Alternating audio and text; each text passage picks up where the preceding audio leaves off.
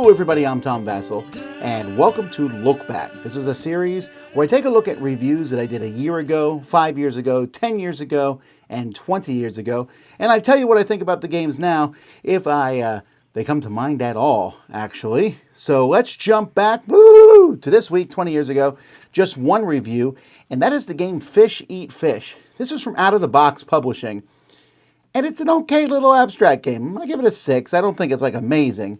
But I like the little fish. They stack on top of each other. You're trying to group them in groups of 5. I liked the tenor of the game.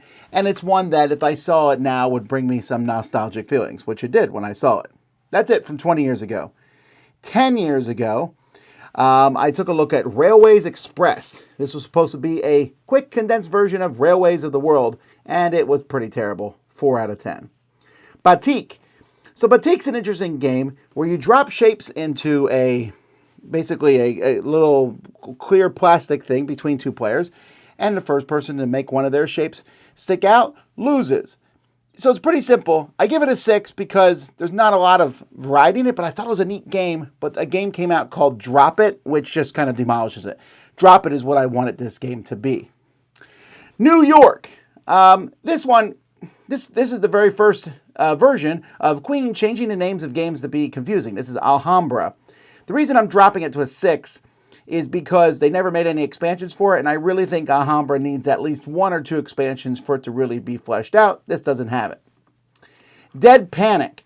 This is a Castle Panic version with zombies. This one hasn't aged particularly well. Castle Panic's still a great introductory game. Dead Panic's a little more wonky with zombies and getting to the van. I like the theme of it though, but still it's a 6. Going, Gone! So this is a real-time bidding game where you are throwing cubes on the board, like as a real-time thing, and someone's counting 10, 9, 8, 7, 6. But I had this game ruined by a few people who just went 9, 6, 5, 4, 3, 2, 1 every time. And at that point, people just throw cubes, and the thing becomes madness of stupidity. So it can be good, but it can also be bad. Machi Koro. So I really enjoyed this game when it came out, and it kind of faded for me. There's a lot of these dice games. I mean, Space Base kills Machi Koro. Machi Koro 2 is better. Machi Koro Legacy is also better. Still, though, the idea of Machi Koro is pretty neat, and I think I would enjoy it more if there was less take-that buildings in it. So still a 6 out of 10 for me. Trick of the Rails. This is a trick-taking game with trains. A lot of interesting things, but a little more convoluted than I want it to be. 6.5. Patronize. This is another trick-taking game from Hisashi Hayashi. A pretty solid one, although, again, wonky, but if you can get into that wonkiness, you'll enjoy it. A 7 out of 10. Twin Tin Bots. This one here is a robot programming game where you're running around picking stuff up. The looks of this game haven't really stood the test of time. I mean, that's only 10 years, I suppose. But nowadays, this would be considered very not a good looker. But this is at the forefront of Kickstarter and all that stuff, so I still do enjoy it. 7 out of 10.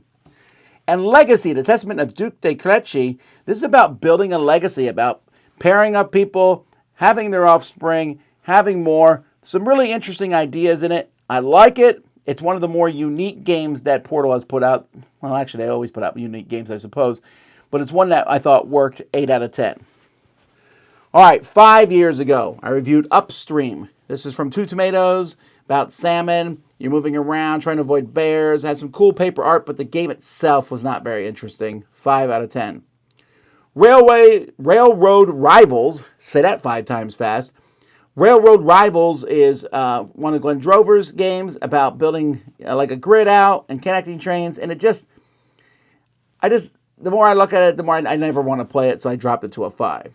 Ruthless, a pirate deck building game.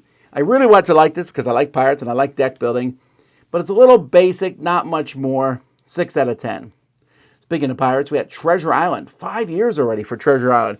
This game about finding Long John Silver on a map, and you're using a compass and different tools. It's a really neat game. You have to kind of get into it. Some people here at the studio, like Z, really dislike it, but I enjoy it. 7 out of 10. Scorpius Freighter. This game is really kind of a modern pick up and deliver game where you're building up your freighter ship and getting things on it. The thing about Scorpius Freighter, and it's in the Dice Tower Library, I don't know that's going to last long, is that the game itself is, there's nothing like to look at it and you go, wow, that's neat. It's functional. It's like the very definition of the freighter. I enjoy it, but I do wonder about that 7 out of 10. Monsterlands. This is a dice placement game in which you're placing dice to workers and getting armies and stuff to fight off monsters. It's pretty neat, and I like the artwork too, 7.5. Greedy Kingdoms. I really debated bringing this one up to an 8.5. I really like this two-player game, back and forth trying to outthink the other person. Very enjoyable game. 8 out of 10. Dice Settlers. This one has gotten forgotten amidst all the T games that Board and Dice has put out. But I like Dice Settlers, a game of rolling dice, using those dice for resources, having re-rolls. It's not a good-looking game. And the expansion is good, but again, I have some upgrades in mind to make it look better. I wish more people, like this game. And I don't know, Board and Dice could have made this one, I think, a really, really fantastic game. As it is, though, I still enjoy it a lot, so it's an 8 out of 10. And then Camel Up 2nd Edition. What a great game. Camel Up, the 1st edition, I thought was fine. 2nd edition fixed all my problems and makes it into one of the most fun party games I've ever played, 8.5. Deal with the Devil. That were a year ago here. Deal with the Devil. We did not like this one at all. I gave it a 4 out of 10. Now, I will say we got a lot of negative feedback on our review, and no one plays Deal with the Devil. I'm just saying. This game is a very weird game. You need 4 people to play it, and you need an app. And I mean, I don't have a problem with any of that sort of thing, and I love the concept of the game. It just, for me, didn't work. The Transcontinental. What a neat game where you're moving a train down and back and worker placement and stuff. It's just too long and a little convoluted for what it should be. Otherwise, I'd enjoy this one a lot more. 6 out of 10. Ghost Love Candy 2. This is a sequel to Ghost Love Candy by a different company, 25th Century. But it's a nice little light game about putting candy in buckets, going around trick-or-treating or matching the right... You're trying to get these different trick-or-treaters. Very interesting, light family game. 7 out of 10. And Endless Winter, Paleo Americans. The big strategy game from last year. I like it a lot. I gave it an 8, which for some people was entirely too low.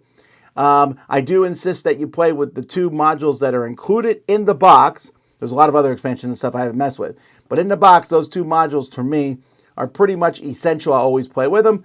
But I do like the mix of deck building and kind of spreading out, kind of exploring on a map and capturing animals. There's a lot of stuff going on in the game. Very, very mechanical, but I think it's good. 8 out of 10. So those are the reviews that I did 1, 5, 10, and 20 years ago. Thanks so much for watching Look Back on the Dice Tower. I'm Tom Vasel. We'll see you next time.